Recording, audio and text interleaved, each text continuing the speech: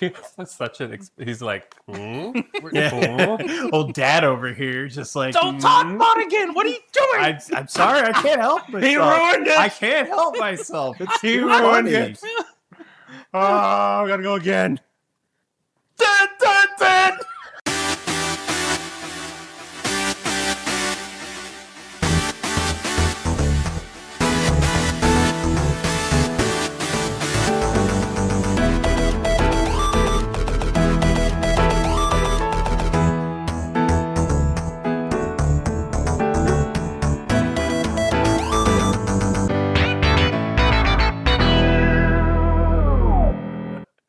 Welcome back, Nostalgia Hunters.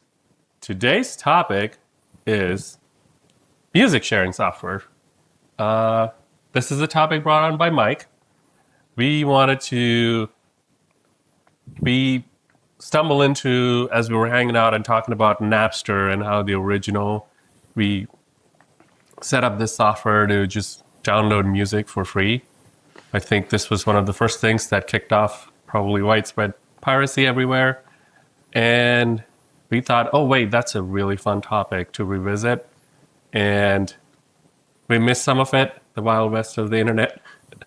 And Sail the high seas. oh, yeah, sail the high seas. A lot of us doing things we had no idea, probably downloaded a whole bunch of viruses and unintentional porn. What's this unintentional business? Unintentional? Okay, we're chiming in. No, now. I was in my teens when this stuff Back came in the out. day, it could be. It's like, hey, am I downloading Linkin Park? And you end up with something that's not Linkin Park. Yeah, there's like, something being parked. No, yeah, but that was it. There's You're a like, Lincoln being Mom, I parked. swear, I thought it was Linkin Park. Yeah. Oh, geez. Oh, But it shows a movie that you're downloading, and it has some weird words. I swear it was Linkin Park. Yeah. It says MP4, not 3, and I'm just like, I guess it's I thought it was still just a music. better MP3. Yeah.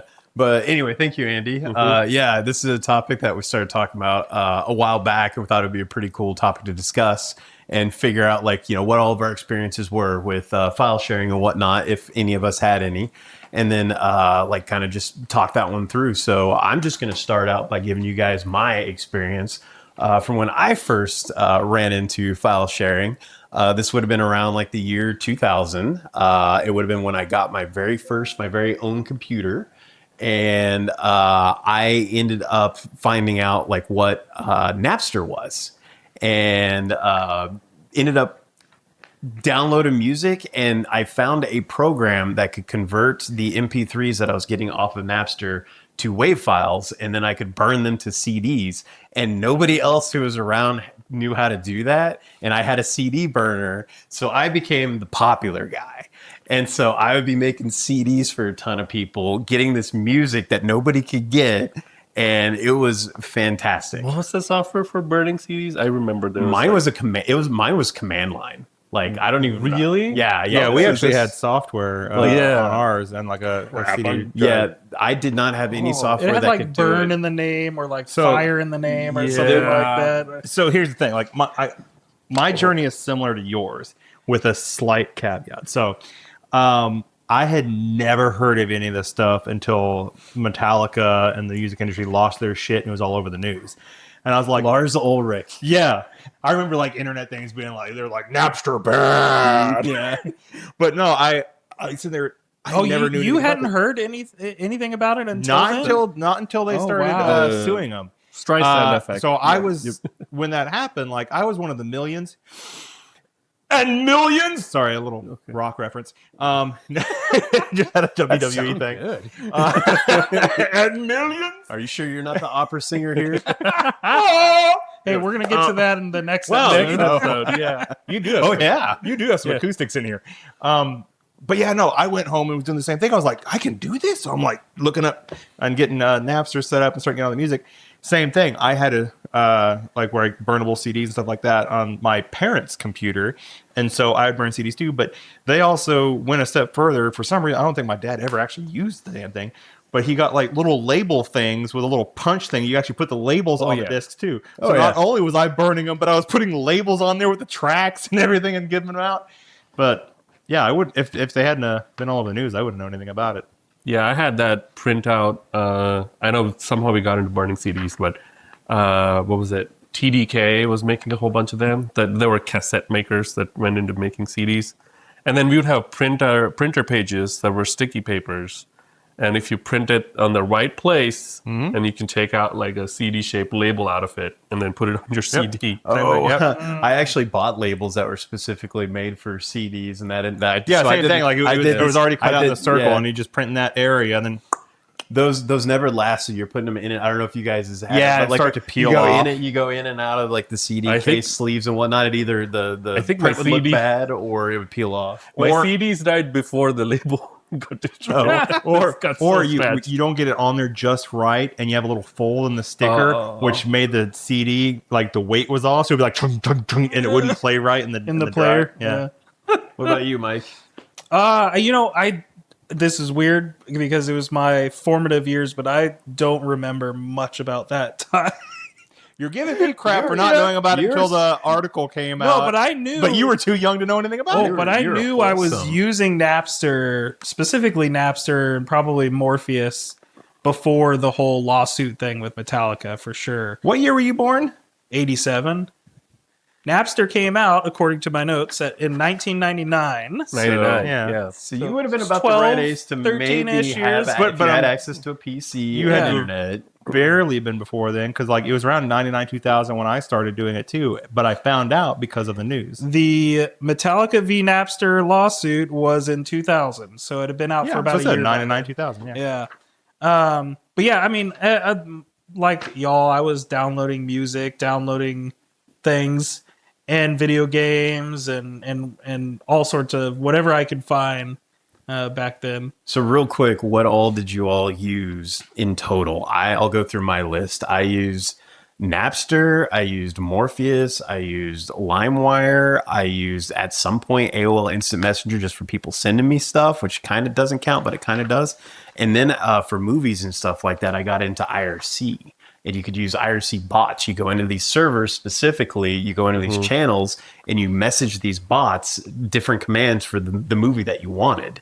And you would get movies that way. And it was way easier to get movies and stuff that way. Or easy. You still had to know what you're doing. But man, I love that. So those are my go-tos back in the day. My older brother, my oldest brother, was real big into the IRC bots stuff. And every time he could get something for me when I couldn't because I couldn't find it out on That's how the you got it? torrents and whatnot, I thought he was like a wizard. I was like, how do you find this stuff, man? all my friends were like that with me. They're like, how do you find all this? I'm just like, What about you? My first time, actually, I didn't talk about my first time, but my dad actually got it, which is, thinking about it now, I'm like, I don't know how he even knew, but it was tail end of 2000. And like, I think he got it, and then we quickly switched to Kazaa. So we barely had Napster for long, because it got shut down, and India is like behind anyway, even though the internet is supposed to be everywhere. The the same time. 80s hit India in like 1997. Yeah, so we were behind, and then we still had. I had like dial-up internet by the time you guys probably had broadband by then. gosh. We had yeah. when I first had Napster, we actually had dial-up. So we were sitting there forever for an MP3 file. Because it was 27.7 was the speed or something like that. It was half of the 56K line that you would normally have. So it was really slow. See, but you're when talking we about got it, downloading when we got a song, man, that song got played a lot. But see, you're talking about MP3s though. So like me saying that, like I had Napster and then LimeWire and Kazaa or whatever. Kazaa. I always thought it was Kazaa. That's how everyone around me pronounced it. so I didn't know it Kazaa, was something yeah, different. that's what we Kazaa. call it. I said Kazaa because that's what we said in Kazaa. India. Yeah, I guess. Inch. Yeah, But I was I didn't use it just for MP3s though. Eventually, when I realized that, like I said, I was a teenage boy. When I realized you could download pornography on there, I stayed at home alone during the summer. My parents go to work. Second they're gone. Sorry, Mom. I would go get on the computer, just look up the words that would bring up something. You don't know what you're downloading, and you're just like, go. Same thing. Dial up internet. 6 hours later, I'd have like 30 seconds of porn to work with. Did you burn it to CD and keep it around, or did you delete it? Jeez. I think for a little while I Only the like good hid it in a stuff. file on my dad's computer and everything like that. But I was like, I don't want him to eventually find this shit. Hid So it. I started Totally not porn. yeah, that's the file, right? So I would like my dad was so pissed because I would wake up before I went off to school. I'd be like, I'm scheduling this for today, and like put like 2-3 songs on, go to school, come back, and be like, is it done? Did they get done or something? And there were times when I think by then I got broadband, but there were times where it was like, oh yeah, no, we got a phone call and Oh yeah, that's right. internet died. Right, died there. Phone call. Oh man, we got cable in like 2000, and that was magic. That was a magical time. Cable internet. Watching that bar that used to go like so slow, and then all of a sudden it's just like zoom, zoom, zoom, Yeah. zoom, and I'm just like, we eventually got that too, and it started getting a lot faster. I remember during the early days of cable internet, It didn't- DSL was a big competitor. I think we had DSL for a while too. Yeah. No, those Was it videos still 128 took kbps? forever though. But they were fast enough that I would sit at the desk and I'd just be like, anytime I see somebody who's like pinging the same file I was on and like downloading for me while I was I was like, cancel, Yeah. because that would make my shit like go slower. So I'm like, no, wait till I'm done. I set up a firewall program that would keep that. Like, there were some times where I'd be fine with like sharing and whatnot, but then other times I'm like, no, I actually need the internet. So I wouldn't know how to do that now, let alone when I was 17. Yeah. I, Well, you're talking about like your files not being done. The thing that frustrated me the most back then was when you start a download, you go to school or whatever, you come back and you realize all the seeders have dropped. Yeah. And your download's just completely stalled and you're not getting it's like any sitting at further. 64.7%. Yeah. It's like, no. Or 99%. Or worse. Yeah, I guess I probably had a couple of those. And You're like whoever this one kid is in like Uzbekistan or wherever. Yeah, come back online. Like, Yeah. just please seed it. turn your PC back on. That was another thing that actually worked out great with IRC is like those bots were all active. So like Always on, it wasn't yeah. it wasn't a seeder or anything. There wasn't anything. You just literally download it from whatever they had set up. Like it wasn't actually using any sort of peer-to-peer or anything like that. You're just straight up download. It's that I always liked that or preferred that quite a little bit. So That was that nice. was my exposure to piracy. The first thing I think until then I might have got the only piracy I had is I would go to stores that would sell CDs that they burnt and sell it. So which was common in India. But that was the first time I myself participated. I grew up in a household that had a VHS player that had the dual cassettes. Oh, okay. And allegedly, from time to time, my parents might have rented movies and then maybe copied those movies. So I actually kind of grew up with essentially an early version of file sharing. Yeah, I'm pretty sure we had a number of copied VHSs too, and then I'm thinking about it. Yeah. You didn't make it though. I did not. Do wanna- you I have want- anything like that, Miles? I don't even know if my parents made it or if they like got mean, it somewhere. we- I have no idea. I just remember we had like We VHS recorded in these over like black VHS. cases, almost like a Blockbuster case with like yeah. this black plastic. And it would just have like a sticker and it was like written on there what the movie was. Blanks. So, Yeah. Yeah, we had just a wall of just movies and stuff like that. So I grew up with like being able to watch. we tons had of a thing in movies the on demand. entertainment center that you pulled out and it just slid out like a sideways drawer and all the movies were in there. Yeah, nice. Yeah, we had just like this whole big thing that was kind of like an on demand, which is very similar to what all this stuff eventually turned into, which Yeah. we will get into later. Yeah. Now that's crazy that, I mean, y'all are talking about movies and music and none of y'all have brought up video games yet. And I feel like that's the thing I never that even thought to download a pirated video the game. most was video games. And I remember, PC games? yeah. Okay. And I remember searching for cracked CD keys Oh my God, and yeah. Okay, so- cracked EXEs and whatnot. Well, I'm pretty sure my dad participated in that because he had a whole bunch of those 3.5-inch or whatever discs that just had stuff written on them and it wasn't like a purchased thing. They were Oh games. yeah. Mhm, There was some, I don't know, Well, was it there's a Leisure lot- Suit Larry, which is apparently about just going around and banging chicks or something. He had a whole bunch of those. There's a lot of games that just came out on CD. Like actually, most of the time that I went, it was like CD keys or not CD CD crack or no, it's not CD keys. It's CD cracks or it had crack in the title. Yeah. But yeah. like I would actually go there, but it was almost entirely for my legitly bought stuff because I didn't want to have to put the damn CD. you didn't in want to the use the CD drive. anymore, yeah. Yeah. I actually did not download too many games, and a lot of times it was literally just kind of a trial sort of thing. Like if I did like it, Oh, yeah. I'd end up buying it. but rarely I bought anything because back then I was so much into Quake 3 Arena that was literally all I played. So I didn't care about any other games. So I actually did not download too many games. Back when I was a kid, I was always trying whatever the new, computer game that came out was. I don't do it as much occurred now. to me till right this second when he mentioned it about pirating games. I'm like, huh. Oh, really? There was this whole community around it too, because these people that would make the cracks would also include like videos that would play prior to actually applying the crack, and there was this whole scene of like making the coolest video. I think they called them demos. I can't remember what they called them. A couple of the people that I make video games with today may or may not have been a part of one of those bigger groups over in Europe. Yeah, I know now. There's Fit Girl, and I'm trying to remember the big. Oh, well, who was that? Who ripped movies to like just 700 MB and they were perfect, and you would search for their tag in all the movie prints that you got. Had the best stuff. The best quality encoded rip. Yeah. Oh my god, yeah. I played. So you say pirated. So I didn't pirate through these. I think I did. I don't know if you guys were in the era when it all became Mega Upload, Rapid Get, or Rapid Upload. All those file sharing software sites that it went. It's a direct download. Yeah. Direct download. DD direct download link DDL.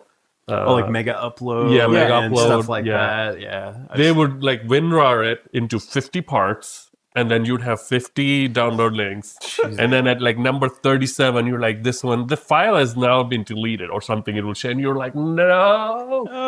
Oh my god! There was software that was created that's still in use today. That I won't mention, but basically it goes down. You can tell it to take all those parts and it'll like parse everything, put it on the screen, and then download each part and then check and make sure that it's downloaded. And then it had the ability to restart, which was huge back in the day when you didn't have a very good like broadband line.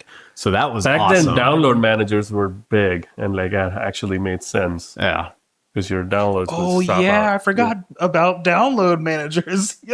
Yeah. See, I didn't participate enough to know what half of this shit is you're talking about. They were so being in India. Once again, for the new subscribers, engineers, product. Yeah. I don't know what they're doing. I just tell them to go do it. Yeah. Being in India, games wouldn't come at all, and so for me, it was like I think 90% of every game I played until I was like 20 something were all pirated, which is crazy because I thought like 90% of the games I downloaded came from India. Maybe they did. Yeah. Oh man, it was a big like over in Europe. Like Russia had tons of groups that like would basically go through Asia, Europe that would seed that stuff. Yeah, because there was a lot of profit over there for reselling that stuff. There wasn't as much over here, but there was a ton over there. So yeah. All right, so basically, we've kind of established that all of us have at least a little bit of a history here. Without some of us are like captains and first mates. Yeah, some of us are just like and then passing on like using the ship to get from one place. Freaking Captain Jack Sparrow over here. Without adding yourselves, pretty much is like is anybody knowledgeable about file sharing and stuff like that still happens today? I'm aware of it. I don't really do it anymore, just because, as we'll get to, some of the things, like it almost seems kind of pointless to do it nowadays with the availability of content that's just out there legally for free. When you start making content pretty easy and affordable for people to get to, it usually makes it a little bit less likely for it to get pirated. But that's stuff they when went the through. affordable stuff becomes less affordable, which has been happening a lot lately. So I am aware that it is definitely still out there. There's definitely quite a few places you can go and whatnot. So it's still actually relevant today. It's just not as new today and not probably as prominent due to the fact that like there is better access to everything. it is becoming prominent again because there are a million streaming services and you don't want to pay $60 a month for we're going through the cable thing. Yeah. But that's because people are doing it wrong. No one. So the way I do streaming services, and I know this is a tangent, I'm going to go on it anyway, is I don't own every streaming service at once. I sit there and like, oh, let's say Disney Plus is coming out with these things that I want to watch. I get Disney Plus, and I just rapid fire go to stuff that I want on Disney Plus. And as soon as I watch all the things I plan to watch, I cancel Disney Plus. I only That's keep how most everybody did it. the well, everyone that's I've how- always that's talked to how is I've like they ever- have Keep one it of these, constant. this, That's how this, I've and ever this. done it. People keep And it they on for complain way that too it's just long. like having cable because it costs so much. I'm I like, but I only agree. ever have 2 streaming services at a time. I get Netflix whenever I need Netflix. I get Peacock whenever I need Peacock, and like stuff like that. Like I've never kept it for longer than I needed to. And one time when they did bill me, when they did keep it, I called them up and had to fix it because I'm just like, I don't want to do that. So I just assume most everybody did that because they are expensive. Yeah, like most people I've heard just have them and they just keep them. I'm like, why? When's the last time you watched this one? Go cancel it. So the way I use streaming services is starting to go the way of the dodo. What I do is I pay for Netflix. I get Hulu from my parents. I get Max from Kristen's college friends. I get This is the new Paramount from file my sharing. parents. I get all these streaming services from people I know, and And I now use their somebody at these my- streaming services have heard him and are going to go lock him out. My phone carrier no, gives they me know he's- ESPN service, like like all that stuff. Like Yeah. now is all that like above board or It's all above board. Okay, Yeah, okay. they're all paying for it. I'm just part of their family. yeah. I know they're like Netflix, for example, cracked down on Crack- people They're that all are they're all cracking that are down. outside of the house and stuff like Yeah, that. So you they're- have to be in house. They do IP that. restrictions on that stuff. Yeah, me now, and my so- friend used to have it together, Curious and how it that's made gonna it work, so though. annoying. If they're like doing like IP restrictions or stuff like that, how do they? They're going to say you can only watch Netflix in your house. When I'm mobile now, I can't watch my Netflix anymore. So some of them are doing it differently to where it's like if you're on your phone, you can use it wherever you want. Some of them are like if you use it anywhere that's not your house, you have to reset your home address to wherever you are. And so if there's someone else in that other location, they can no longer access it. That's when everybody starts setting up their own VPN servers. Yeah. You just have Set your home well, I was literally VPN. thinking that right now. I was like, what if you have a VPN on? How's Then, that? Yeah. then that's exactly That's how you probably get a way around. to get around it. Yeah. And That's probably the thank most you. technical thing I'll say this whole episode. I'm going to take notes so I can tell my friends and family. Because I pay for a VPN. So. Are we sponsored by private internet access? Sponsored by NordVPN. No, we're sponsored by YouTube at Becca and Jeffrey. Go check them out. Oh my god. You guys are making VPNs now? No, but we're participating in this podcast, or at least Yeah. half of us are. But so Hey, and you've been on that other channel too, so shush. Actually, so have you. You're the only one that has it. I'm Me? not sitting here I don't promoting think it. I don't think I've seen that one pop up on my YouTube list. No, but I mean, he's been in an episode. He's been in several. You're the only one that's not been on my channel. We'll get Marcy and I involved. Let's go.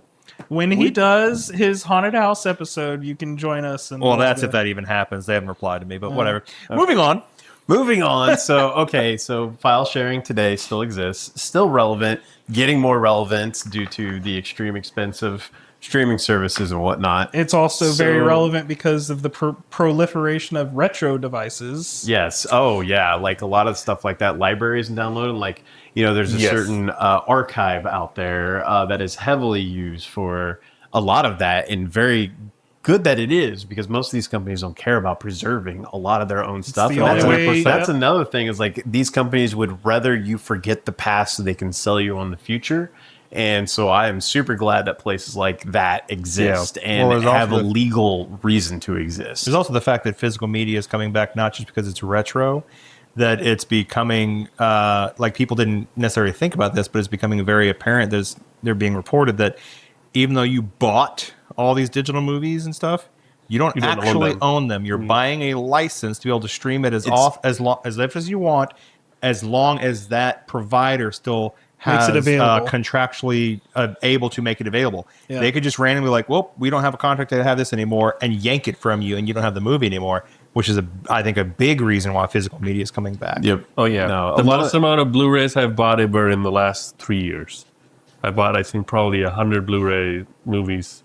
I haven't bought that many, yeah. but I bought quite a few, partly just for collecting, but partly because I just want to have access to that particular one, because the streaming service can be like, yeah, we have only, like, say, Back to the Future, for example. We tried to watch Back to the Future 1 a while back, and the only streaming, the actual legal streaming one, was this one that was super zoomed in, had been AI enhanced, and it was horrible. Wow. Like, I was like, this is not Back to the Future, and I ended up going and finding another way for us to be able to watch that same movie I had legal access to, because that was the only one they had access to. So I prefer to have a DVD of like the 4K restoration, whatever. If it's something I like, I'm gonna buy it these days. It's Speaking of which, I think they might be putting that back in theaters soon, if I recall, for the Back to 40th the anniversary. Yes. I might be going. Yes, they are. Yeah. I'd be down. But Yeah, I was gonna say, I searched this up just now because I wanted to say, do these names mean anything to you? And I'll know. Razor 1911. that was literally the scene group I was going to bring up because they were one of the most prominent ones back in the day in video games. FDL. FDL? No. Paradox. No. Reloaded. Reloaded. Yep. Yes. Yeah. As in Matrix? No. Skid Row. Yes. The newer ones, I know newer ones, it's like Fit Girl or whatever that got caught or got disbanded now. But yeah, this was Razor 1911 was like the thing, and these were called. I thought I pronounced it so weirdly. I called it Wares as a kid, and I did not realize it was software, and they cut softwares is what we call it Juarez. Yeah. Or Juarez. We call it Juarez. Juarez or Juarez. I think it's just like wares, like softwares. And so they just took the last bit, and only as an adult I realized it's like, oh, it's just software. Yeah, it was software. So all these weird names I said were the guys who would crack games and upload them. Yep. And oh my god. And it's like, oh, they put out a patch and then you have to get a cracked patch for it. Yeah. Oof. Yep. Fun times to play video games. Yeah. Didn't do any. I don't know about these illegal pirates over here. See, I paid for my video games. I mostly I had another question. How many of you got some worm or Trojan through the file sharing apps? Oh, all the time. If I did, I don't know anything about it. It was my dad's computer, so don't give a shit. I was very, very, very careful about that. And I don't think I got hit more than one time. And that was... Okay. Wow. Yeah, I just ruined ruined my computer once every 6 months. That was really? me too, man. And I was so mad when I had to reformat. I got in trouble. Okay, I never, like, computer never had that come up, so like I assume I was fine. But I mean, like I said, I don't think I downloaded it. The guy who got all the porn somehow didn't get a virus. Because the porn industry is trustworthy. Oh yeah, Jesus. In the video game industry. No, I was going to say, like you, I was constantly messing up. I had to reinstall the OS at least a couple times. Like, I totally trashed it. But, you know, I got into, like, the C cleaner to clear up junk. CC cleaner. And But what antivirus years and were stuff you like doing this? Like I said, I only did this from like 99 through 01. Oh, really? I did. Mine went all the way till college. Yeah. Yeah, 2000s. I didn't keep doing that forever.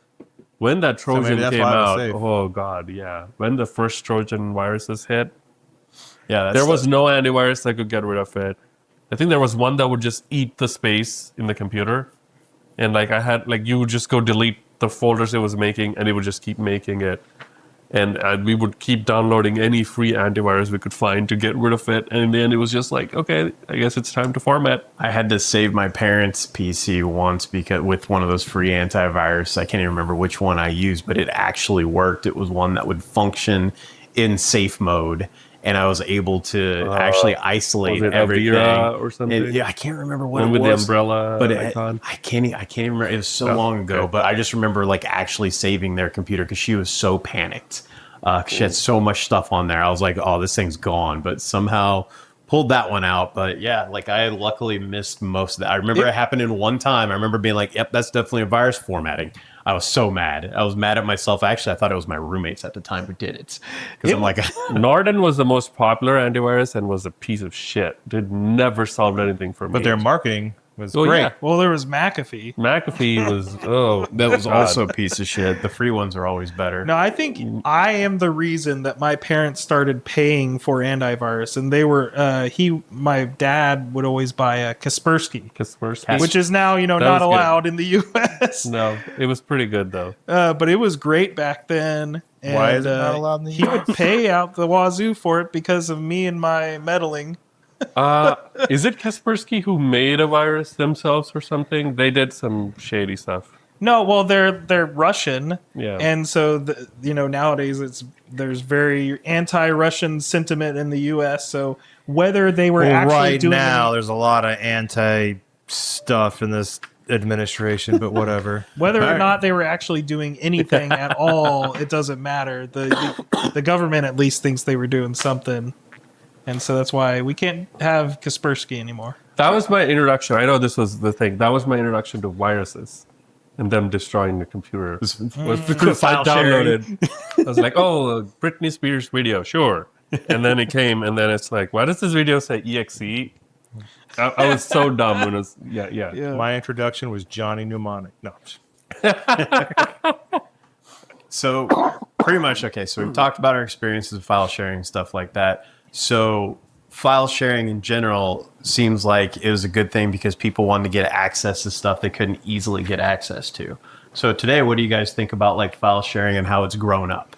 So we've already touched on the subject a little file bit. sharing that's like anytime that like I mean heck we use file sharing. We go drop stuff in a little like a Google Drive or something like that for me to access. That's still technically file sharing. I was thinking more like just But then- all the streaming services. yeah, I was gonna say, we've but got. there's that too. All Yeah. the streaming services that companies finally wised up that people want easy access to all Mm-hmm. this stuff. So we have streaming services for everything. You know, Netflix made it popular. They weren't the first, but they made it popular. And then everybody else now wants a piece of that pie.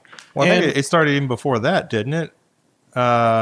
When the like MP3 started becoming like more of a subscription model. Oh, or with was iTunes? Netflix's subscription model. Oh, yeah, first? that's why I said Netflix wasn't the first, but it's Well, the one I that, think it made it's the just one that video, made it. period. Yeah, it yeah, made it popular and stuff like that. Yeah, and then Apple actually with iTunes helped quite a little bit. I think they had some digital stuff, and then like there was what was Back it? when you could actually go rip a CD and put the MP3s on your iTunes. iHeartRadio, stuff yeah. like that back in the day. I remember my car actually could have came with an iHeartRadio package, and most people don't even know what that is. I don't. My car's from 2012. Talking about that, the people who made Kazaa, as you said, they went on to make Skype. Really? Yeah, and used nice. P2P network to make Skype. Initial Skype was so good. That makes sense. Yeah. Yeah, but I mean, like, yeah, file sharing is actually Wow. like it's part of our daily lives now. Like all the streaming services, I think I'm the only iPhone in here, so I have a subscription to like Apple Music and stuff. So like I essentially have almost every song you could possibly ever imagine at my fingertips, and I'm doing it legally. I'm sure each of you are probably paying for some kind of a music service potentially. I have just not YouTube necessarily with Music and iPhone. just music. See, there you go. So yeah, Or I just- have or just Spotify. YouTube, so, Yeah, yeah. but I did go to the high seas when I wanted to find lossless FLAC files to, like, really high quality. It was again, I could not find it anywhere.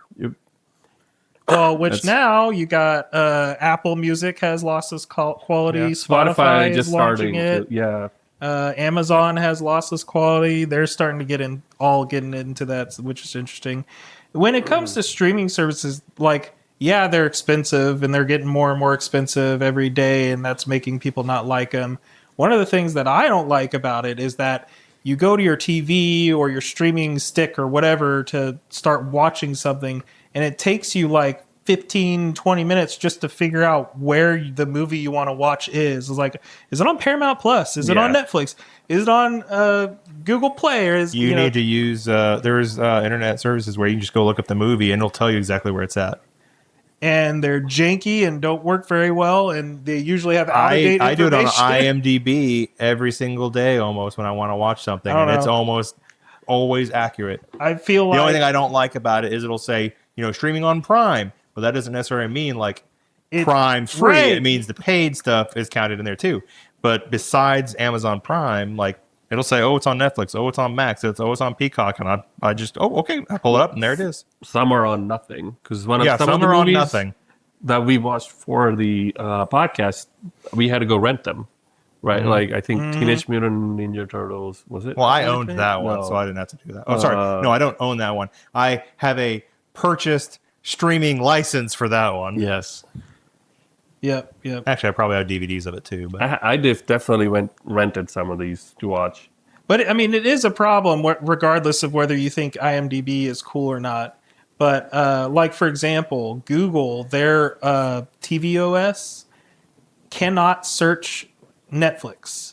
It can go and find stuff in all different other services. So if it's available there, it can tell you, oh yeah, it's available there. Does Netflix not have an API for them to use? They or do, just but they cut them off because they don't. To use it? Yeah, they don't. They don't want to like compete, and I don't know. I don't see how they think that's competing or whatever. That's weird. But they want you to go to This the TV has Netflix Google app OS. in order to actually search we something. could test it. IMDb tells you it's on Netflix. Oh my god! All right. But if you open the app and get in, you're in the app, though. Yeah, And they and control then- everything in there. Yeah, and then you might stay once you're in there. So it's BS. Well, it's probably because like Google like now has been doing it for a long time, but they scrub the websites and just tell you. So you never actually go to their website. So I understand why people are potentially like not liking giving access to all the information to Google, because they want traffic on their website, and when you're using Google, you never actually get to their website. Oh, it's probably about to get worse with all the AI overview thing. Where even less. I barely ever click on a website anymore because as soon as I search it, all the answers are all right up top. Like, okay, cool. Yeah, that's pretty. Yeah, the Google searches have gotten way different, and even the last few months, it's crazy what AI is the new pirate. Yeah. It really is. It's doing all the pirating Yeah. for you. Like, oh yeah, that's true. AI is literally trained on pirated data. Yeah. Like it is. Just flat out is. Totally. All your LLMs, all your SLMs even are just completely pirated data for the most part. So But it's okay because the corporation. But there's no fact checking on it. yeah. That's It actually just assumes everything on Twitter is the truth. that's some of the things like the SLM stuff's trying to like that's like the smaller language models pretty much that's trained on very specific stuff for very specific tasks for very specific agents. So they're trying to make that better where large language models can do literally hallucinations. So that's kind of where that's going. But anyway, that's not the topic of this. but it kind of is. But yeah, I was like, well, AI is. But I was like my little yeah. tangent on like that. But yeah, Welcome but to the no, like, tangent show. We've got plenty of tangents today. but yeah, AI has literally been like it's now a huge part of our world, and it's pretty much it is the Captain Jack Sparrow of the internet. Like it is the dominant force. So yeah, But less funny. slightly less funny. Yeah. So I this is a related tangent. We've already moved past this, but I want to go back to it. The Napster v Metallica. Oh yeah, If it happened today, whose side would you be on? same thing. I mean, yeah. I was against it. I loved Metallica at the time, but I thought Lars was a real like Lars specifically, but all of them. I was like, "Oh, you guys are jackhead." I get the point though, because wasn't there the SNL skit where they went through and like Lars Ulrich went on there and was like, "You're now the property of Metallica." Like this is the property of Metallica. Like basically saying like if you download it, you own it. And that's so I kind of got that and I understood his point. And so I was like, all right, I can get that. People should pay for that. But at the time, that was very much not the sentiment. Everybody hated Metallica, at least in my circles. But it was also really weird. Like I don't know the entirety of everybody who complained about it, but it is weird when people who I don't know their net worth, but you perceive as millionaires are bitching because some people are going and taking some money out of their pocket. It, on principle, makes absolute sense. I get it. But it's also like you're already a millionaire and you're bitching about losing a little bit of money to some of this. If you wouldn't have complained about it, less people would have known about it. Yeah. And also, the vast majority of people that I know that actually used it, the whole reason they're using it is because you don't want to go buy an entire album because you want one song off of it. Or at the same time, you don't want to go buy an entire album to see if you like it. A lot of people like me would actually use Napster to go download songs, find things they like, and if they like enough of the songs on whatever album, they would then go buy the album. I was one of those people. Still, Yeah. still am. Like like I will, or like we're like for what was it for like some retro video games, for example. If I want to collect the card of it, I will go play a ROM first. Like, do I actually like this? And that's of course pirated. And then it's like I wouldn't play it much, but basically just determines like, is this going to be worth my purchase price or something like that? So absolutely get that. For me, it's a different argument where it was like, if piracy let me access to things, and otherwise I could never afford those. So I was never going to buy Never them. gonna buy 'em anyway, Stopping yeah. me from getting it, it was not going to make me go buy them anyway. But now I have value where I go, oh, I enjoyed that as a kid. I'm going to go buy it. Yeah. Like done that. I've I done want that to so do that many times. now. But where I Yeah. was going with the whole like the Metallica or perceived, I guess I don't know their net worth, perceived as millionaires complaining about losing a few pennies here and there. But then when it was the people who aren't the millionaire artists, they're like, this is a way of getting my music out where people are going to hear it. They were like happy for it. That yeah. was the thing they didn't have. That's where I was going to go with this. Is like we didn't have data on that yet. Yeah. And like stuff started spreading like wildfire everywhere. Like people who were not Metallica fans all of a sudden became Metallica fans because they never would have listened to Metallica otherwise. And then all of a sudden started buying that music. So it all did end up working out. Here's another. We just didn't that know it was- at the time. Yeah. Okay, that was also the baby level of sharing your own content. Because I don't know if you guys got it, but sometimes I would get bootleg versions of things. People would name it as a popular song, and it was a completely different. Oh my gosh! People yes. just making them themselves, and I think that was one of the early content sharing of like, I made a song and I'm just gonna put it in this. like YouTube, but And here's Yeah. my acoustic version of Wherever I May Okay. Roam by Metallica. I gotta mention. Well, that or you say Metallica Wherever I Roam when you download it. It's not even Wherever I Roam. It's a completely different song, but you might like it. So Since you brought it up, That's true. I have to mention this, or my dad, if he's watching this episode, would get on to me. Bootleg versions of songs, right? And Metallica. My dad, I don't know if he wanted to just play a joke on somebody. What he did was he created an audio file, named it a Metallica song, and uploaded it to be shared. He did it himself and seeded this file, and he got like thousands and thousands of downloads. And all it is him saying, Metallica sucks. They can kiss my butt over and over and over again. The entire audio file. Wow. And he just thought that was the greatest joke ever. That's pretty good. not bad. So what you're saying is your dad invented the Rickroll. Yeah. That's like an early So, Rickroll, yeah, there you go. yes. There you go. That was that was another thing that probably came out of all that. But anyway, so it sounds like we've all kind of talked about where we're at with file sharing and our like little like anecdotal experiences and whatnot with it, and kind of where it's been and whatnot with like the streaming services becoming popular, and how actually like file sharing and stuff like that's kind of coming back a little bit due to expenses and stuff like that, or just inconvenience. Like you might know to go to IMDb to find out where all the shows are, but not everybody does. So, and that can create frustration. So what happens then? And yeah, you find alternatives a lot of times. And so anyway, I think that kind of leads us towards like, I guess we can kind of vote on it. I think I already know where this is going to go, but we can kind of figure out like, is it cool? Is it nostalgic? Little opinions on that. So Jeffrey will hit you first. See, it kind of lives in both worlds for me because if you take file sharing as to what it was when it came out as to what we're talking about it, to where you need to actually physically go out, click on it, wait for it to download, and then play it, to me that's nostalgia, because nowadays it's we stream things. Yes, we can download it too, but we just literally go click it and immediately we have it. We don't have to click it in the morning and then come back after right. school and then maybe be able to listen to it. So, I mean, in its infant form, I'd say it's absolutely nostalgia. I don't want to freaking do that. Okay. But Fair. in the idea of just, file sharing, period, it is an integral part of our daily lives. So, absolutely cool. So, if we're going file sharing, period, yes, cool. If we're going what it was back then, absolutely nostalgia. Cool. All right, Andy. We as a species. I said it so good that nobody else can talk. We as a species. Okay, I'm not gonna say it. I feel Going back to the primates. I feel like I enjoyed it. Obviously, I had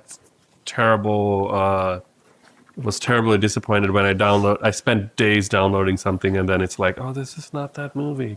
Like, No. I was trying to get some anime movie. I think the first time I got it was through that. But it was, I feel like that I wanted and I instantly got it. that I savored and enjoyed music a lot more back then. Maybe I just felt like making that little collection and I'm gonna curate this and like making that playlist and burning it onto Making CDs was fun. making CDs was And fun because it was like 19 songs, the maximum you could do. I think It was 72 minutes. Whatever 72 minutes would do. I think you have a good point there. Nowadays, we have it so easily at our fingertips. If I start listening to a song that I've never heard before, I might give it 10, 15 seconds. And I'm like, it's not hitting me, and I move on. If I had to spend hours downloading this, I'm probably going to sit there and listen to the whole song to see if I really do like it or not. Yeah, that's a good Well, point. because you're waiting for other stuff to download anyway. Well, not just that, but he's like, it took an hour for me to download this. I'm going to see if this 3 minutes is worth it. But nowadays, like, I don't have to wait for that. I can just be like, screw that song. Next one. Yeah, your attention span correlates to like how much time you spent waiting for something. Yeah. If you waited for something for a while, you'll probably give it more of a chance than if it's just at your fingertips. Mm-hmm. Yeah, I feel it was all cool in that it was peer-to-peer. The technology of like how it was shared was, there was no one centralized person that was distributing it. That's how a lot of things work.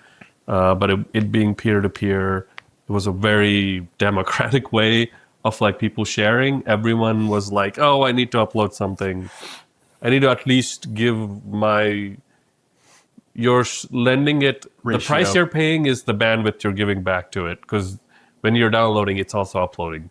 And you're sharing it to someone else. Gotta as have well. a positive ratio. So Well, and back then too, bandwidth was very limited. Yeah, exactly. So you were being part of the kind of socialist kind of way of like how music was shared, in that you paid your price that way, was that you also participated in sharing it. So you were lending your computer to let it be shared. I think was a cool idea, really cool. That technology is still around. Mesh networks and other things that we have today still use a lot of the protocol that came out of that. But it's so amazing that it was like not some big company that came out, but instead it was like this small groups of people who would make it, and they were like the rock stars for me, like Razer 1911 and other guys, learning about, what was it, secure ROM, how do you mount images of a CD so that even a cracked game thought the CD was in there. How do you mount those? How do you copy them in the first place? Because they had some anti-piracy stuff, like the wobble of the CD. How do you replicate that? Like, there was all kinds of interesting stuff. There were so many things where they're like, oh my God, this new thing, you can't crack it. And it was Secure ROM 2 or whatever it is that would come out. Those piracy protection. And then it's like, oh, they cracked it. Yeah. This was it. The It's best one so I much heard fun. about that. Yeah. I heard this from a friend of mine years ago. Apparently, one of the Michael Jackson CDs that was coming out, they went out of their way to put in the CD some kind of special like stuff to where you could not burn the CD. And then somebody just realized you would take a Sharpie around the edge, burns just fine. It was like millions of dollars or something like that of research to figure out how to prevent it from, and somebody fixed it with a Sharpie. Yep. Yeah, no, that was most likely due to overburn. Like, the CD was written with the overburn section, and most software would read that and be like, nope, that's more than the allotted amount of time, can't do it. And the Sharpie would basically cover all that up, and it would read like, oh, okay, that's less than what I need, so we're good. Something like that. Yeah. So cool. I think it's still really cool. I felt so sophisticated. I was like, I found this and I'm doing this.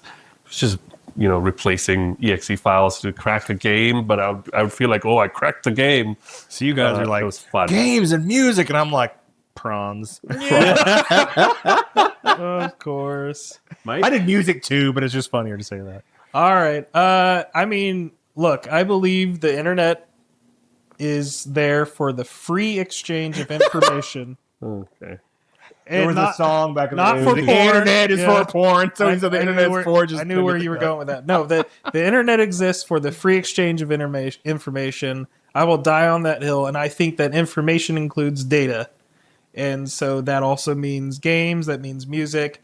But at the same time, if we don't pay the people that make these things, they're not going to get made. Mm-hmm. So there's a delicate balance that has to exist where people like you, people like all of us in the room here, where we may get something free initially, but if we like it and we think they, did a good job on it, we're going to go back and we're going to buy those things, right? That has to be a standard practice, or else, paid media is going to die. Well, I think Right. that happened more often than these people back then really realized. Because, I mean, at least with me, like, I like to have, like, the cover art and, all the stuff that comes with it when you actually physically buy it. So, like, to me, it's more of like I'm sampling stuff to see what I like, to like we were saying earlier, and then I physically go buy it to have it on the shelf. Maybe less so now. Not everybody thinks but like that. So I know not everybody does, but I feel like the amount of money that people would spend battling this, they're spending more money doing that than they're losing if they just don't worry about it. Yeah, when you say not everyone thinks that way, I think that person's never buying it anyway. They're never going to buy it. sometimes It could be. I mean, it depends on the demographic. Like when you're younger, like say struggling college student, you don't have money for anything else, Yeah. but you still want entertainment, so you're going to do that.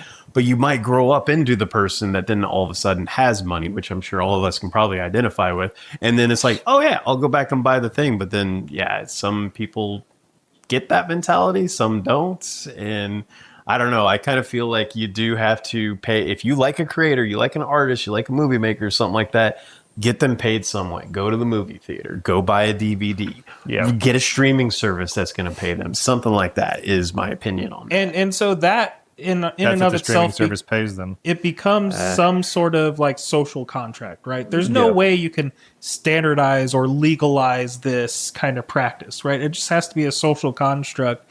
And so because of that, pirating probably will remain illegal for the rest of our lives. And, Oh, yeah. I I mean, you're still taking something that you don't own. So but it's also something that I think deserves to stay alive. And there's a aspect to it also where this practice probably makes the media that we consume cheaper, because of the fact that if you can easily get it free and the only other option is something that is really expensive, there's going to be more people getting it for free.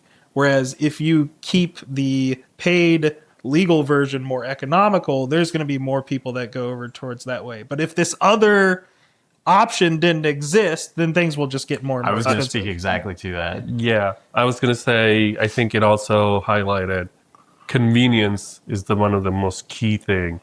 If getting it legally is the most convenient way for me to get it, like what Netflix did, right? Like, so that would be easier, yes. But if it's more convenient for me to, instead of trying to hunt down, go to a store and find this in this weird place that's the only way to get this, versus, oh, this guy hosted it and I just need to hit download. Obviously, I'm going to hit download there. But Andy, you wouldn't download a car. I was going to say that, the cringy FBI ad we had. I was like, I would absolutely download a car if it's the right car, because there's cars I want that I can't afford. We can download a car if we want to 3D print it. Yeah, we can now download cars. So yeah, I mean, needless to say, I think it's still cool. It's obviously a gray area. It will stay a gray area for the rest of our lives, but I think it needs to exist. Absolutely agree. Like I said, I was going to touch on that same thing. It was like, I thought it was super cool back in the day. I thought I was a wizard, basically. Just all this stuff that I had read about, all of a sudden I had access to it. Games, movies, music. I could help my friends out by, helping like them make like CDs and stuff like that. And like, parties that we would attend would, somebody would go to the CD player and take it over and throw in like a music CD that I made. So that was always super cool. And so Mike's party mix. Loved it back then, and I've always loved it as an alternative. It is a great check for those multi-billion-dollar companies and other like just entities and whatnot to not raise all their prices completely through the roof and also put a stranglehold on things that we would want to see. And they're like, no, you only get this version or you only get this. I love the fact that it still exists to this day. It's still fairly accessible to this day because I think it needs to exist. Sometimes there are things that are illegal that, might not morally agree with it, but I'm happy that it exists because it is part of the checks and balances a little bit. Because if the stuff does get too expensive, then that stuff needs to come down because people are going to figure out how to use all this other stuff.